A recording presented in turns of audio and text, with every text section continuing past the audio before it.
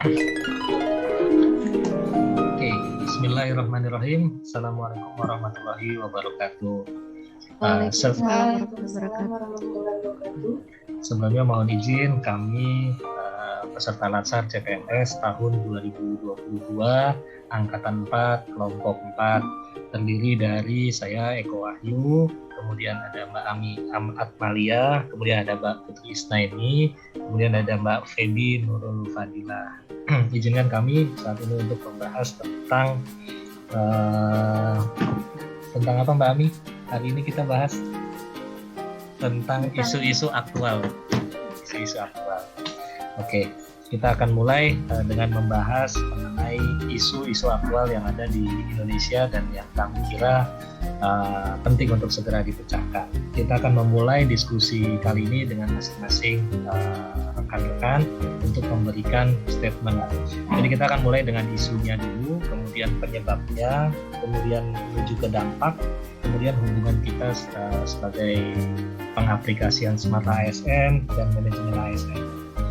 Oke, kita mulai dari isu, karena sebelum diskusi ini terjadi kita sudah melakukan diskusi dan kita sepakat karena beberapa tahun ke depan di tahun 2024 kita akan melakukan pentas atau hajatan terbesar lagi sebagai negara demokrasi. Kita akan melakukan pemilu, di mana pemilu di tahun 2018 kami banyak menemukan poin-poin yang sekiranya di 2024 nanti bisa diimprove lagi, maka kami mencoba mengangkat isu-isu seputar pemilu di 2018 yang kami harapkan bisa dan menuju terpecahkan di 2024.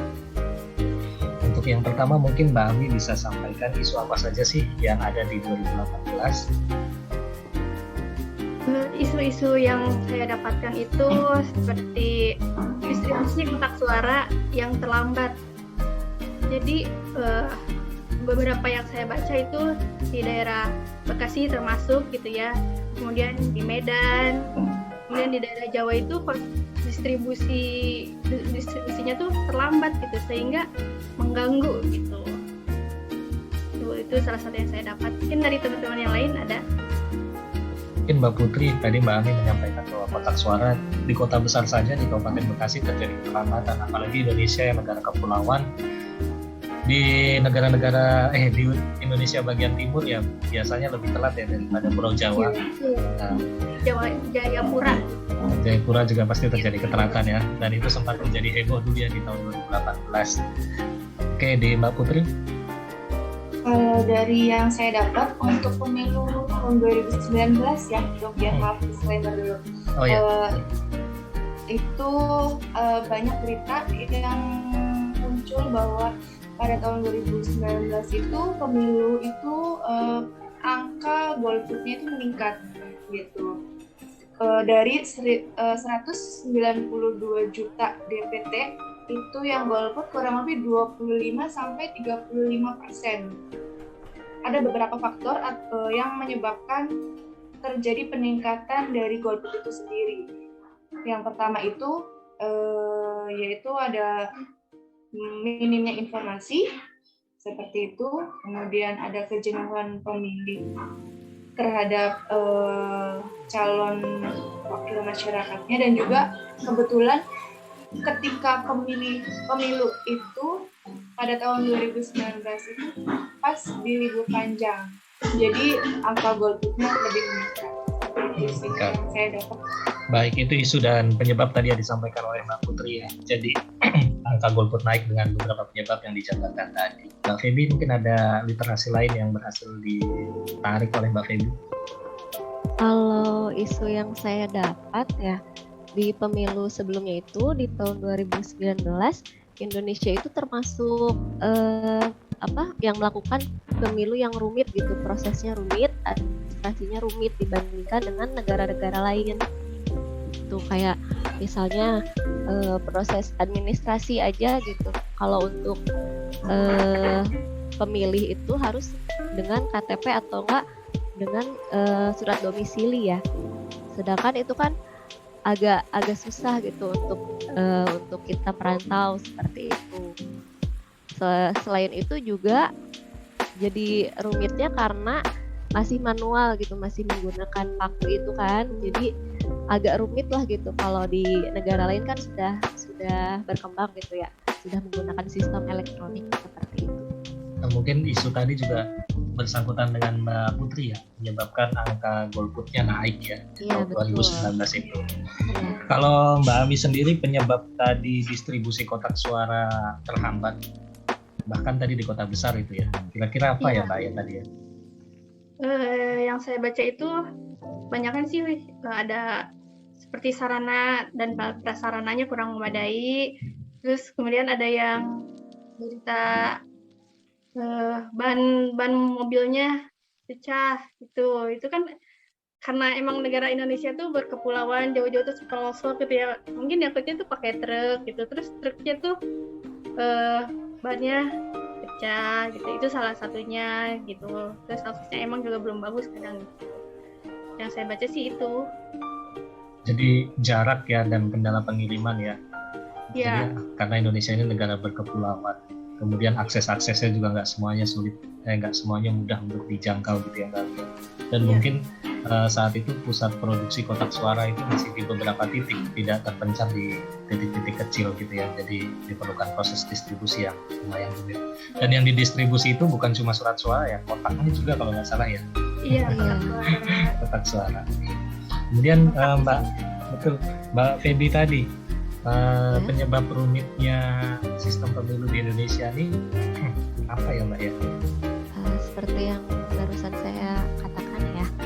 Jadi proses administrasinya gitu rumit. Kalau mau jadi pemilih itu harus punya KTP lah, domisili apa gitu. Terus setelah kita punya surat domisili, kita harus tetap menunggu gitu buat dapat surat suara yang cadangan gitu kan. Itu pun kalau misalnya kita dapat.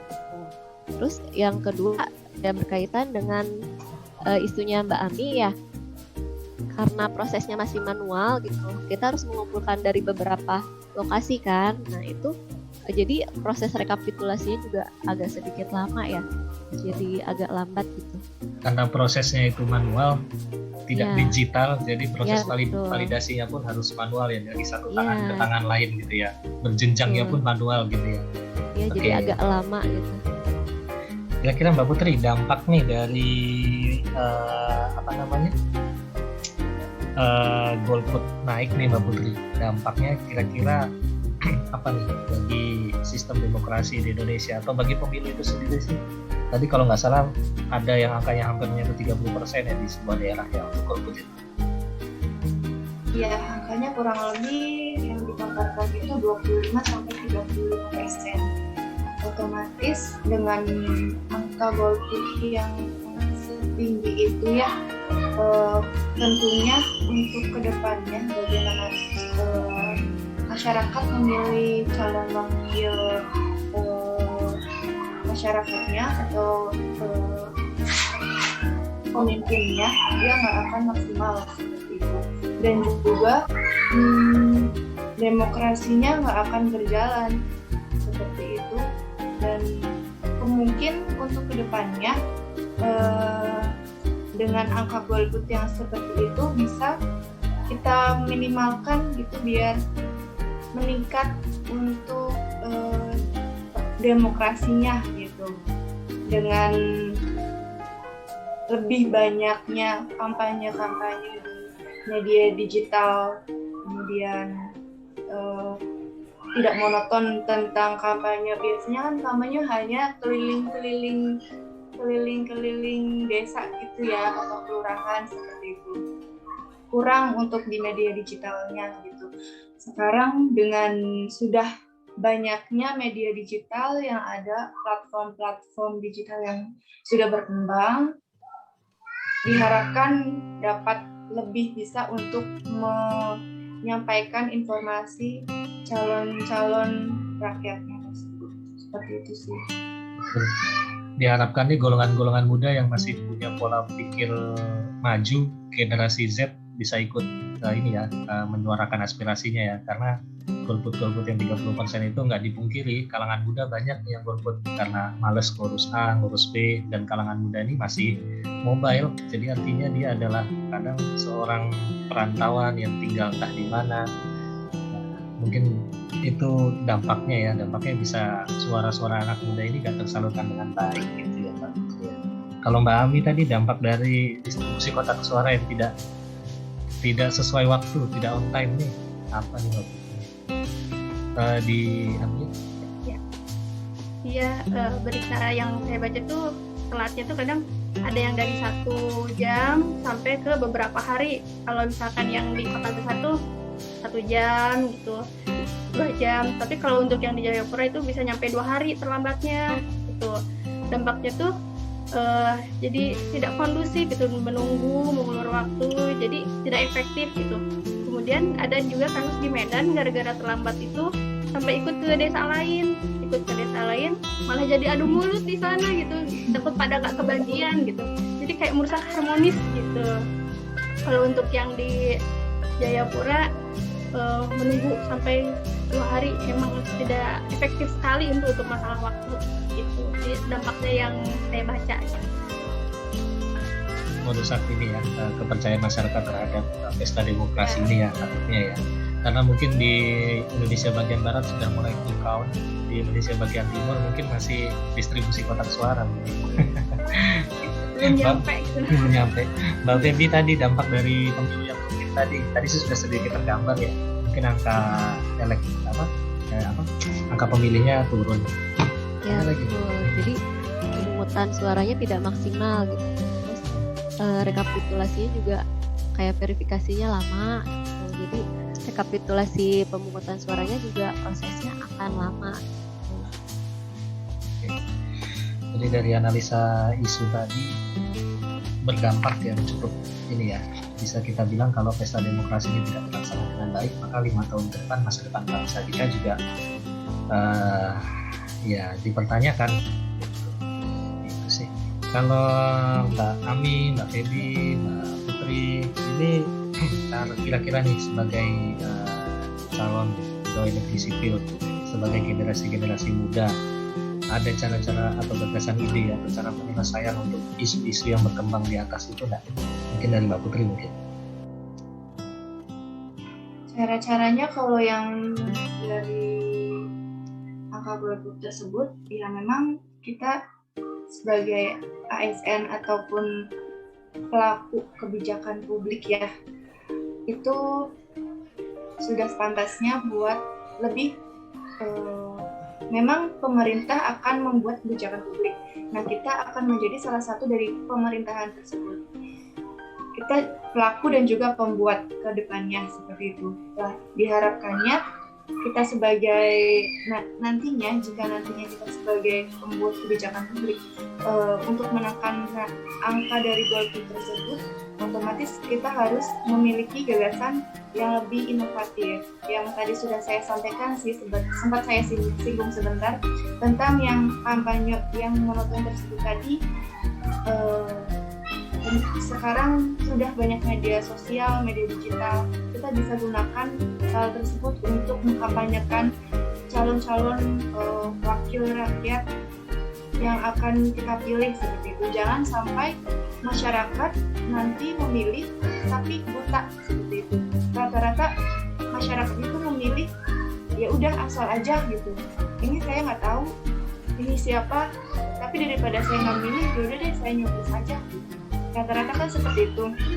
Jangan sampai hal tersebut terjadi lagi, keulang lagi di tahun 2024 seperti itu. Kita manfaatkan media digital yang ada, platform yang ada untuk kepentingan masyarakat, misalnya itu dengan kampanye itu. Kemudian yang kedua, golput meningkat juga karena yang tadi sudah sempat dibahas juga sama Kak Febi ya, mengenai rumitnya prosedur atau administrasi untuk ikut mendaftarkan diri sebagai DPT seperti itu ya, apalagi di perantauan gitu, harus membawa semua surat domisili dan lain sebagainya gitu. Nah, kita sebagai kebijakan pembentuk atau pelaksana kebijakan Belakang. nantinya kita juga diharapkan untuk bisa nih dengan hanya dengan menggunakan KTP, hanya dengan menggunakan KTP kita bisa langsung mendaftar sebagai DPT pemilu gitu, tanpa harus ribet mengurusi surat domisili lah, surat keterangan ini gitu, seperti itu. Karena kan dari KTP itu sebenarnya sudah nge-link ke semuanya gitu sih. Mungkin itu sih yang bisa Oke. saya tangkap nih. Iya, tadi Mbak Putri masih tangkap kita sebagai ASN harus harus melakukan sebuah karakter smart ASN ya, dengan merubah literasi digitalnya, dengan meningkatkan kemampuan literasi digital kita, yaitu dengan menggalakkan kampanye melalui media-media sosial atau media digital lainnya, dan memberlakukan KTP sebagai media yang all in ya, jadi semuanya bisa dipakai di situ. Harapannya ke depan Betul. KTP itu bisa dijadikan sumber validasi gitu ya Mbak ya. Terus Mbak Ami mungkin mau menambahkan dari Mbak Putri? Menambahkan sedikit ya. Boleh. Jadi fungsi ASN itu kan memang ada beberapa ya. Salah satunya kita sebagai pelayan publik itu kita harus aware terhadap masyarakat gitu. Jadi kan di contohnya tuh si kotak suaranya tuh telat gitu ya. Sedangkan ada beberapa masyarakat tuh antusias melakukan pesta demokrasi tersebut, tapi karena terlambat gitu. Jadi tidak jadi tidak kondusif gitu kebiar pemilu ini. Jadi kita harus aware kepada masyarakat untuk mempermudah si pemungutan suara ini. Jadi untuk bisa dilakukan seperti pemangkasan distribusi. Jadi melakukan inovasi supaya tidak ada distribusi kotak-kotak suara jauh-jauh kayak gitu. Jadi harus dipangkas gitu. Satunya sih gitu. Digitalisasi ya Mbak Ani ya. Ya. Gitu ya. Digitalisasi pemilu tadi yang disampaikan oleh Mbak Feby, ada tambahan atau Kurang mungkin lebih gagasan lain? sama sih, ya kurang lebih sama dok, seperti itu. Kita sebagai ASN itu kan sebagai pelayan publik ya, kita harus tidak mempersulit gitu, tidak mempersulit publik. Salah satunya kan itu tidak membuat rumit ya, kurang lebih sama lah seperti Mbak Ami dan Mbak Putri. Terus kita juga harus melek digital ya, karena sekarang kan pemerintah lagi menuju smart government itu kan ya, jadi teknologi itu makin berkembang, jadi kita sebagai ASN harus melek digital gitu, harus punya literasi digital yang baik, seperti itu. Saya rasa sudah banyak ya hasil diskusi kita kali ini. Saya coba rangkum sebagai closing statement. 2019 menjadikan pemilu di Indonesia, saya ulang. 2019 merupakan pemilu yang kita adakan terakhir di kontestasi demokrasi terakhir yang dilaksanakan di Indonesia, dengan berbagai macam permasalahannya, mulai dari distribusi sarana yang kurang tepat waktu, kemudian angka DPT yang acak-acakan sehingga menyebabkan golput tinggi, dan yang ketiga sistem dari proses pemilu itu sendiri yang rumit mengakibatkan hasil pemilu tidak maksimal. Kemudian sebagai ASN ya yang hidup di dunia era digital ini, di era perkembangan zaman yang pesat ini, kami ingin mengajak atau memberikan gagasan ide bahwa pemilu ini seharusnya dibuat lebih digitalisasi. Pemilu bisa jadi masukan. Proses pemilu yang mudah, proses pemilu yang cepat, efisien dan akurat menjadi harapan kami dan menjadi cita-cita kami semua. Itu saja dari kami. Apabila ada yang salah, disclaimer bahwa ini adalah opini-opini kami tidak bermaksud melakukan penyerangan atau pembentukan opini tertentu. Ini hanyalah gagasan-gagasan kami sebagai generasi muda yang ingin Indonesia lebih maju. Closing statement, Jabar juara. Bekasi bersinar. BPSDM terpercaya. Wabillahi taufiq wal hidayah. Assalamualaikum warahmatullahi wabarakatuh.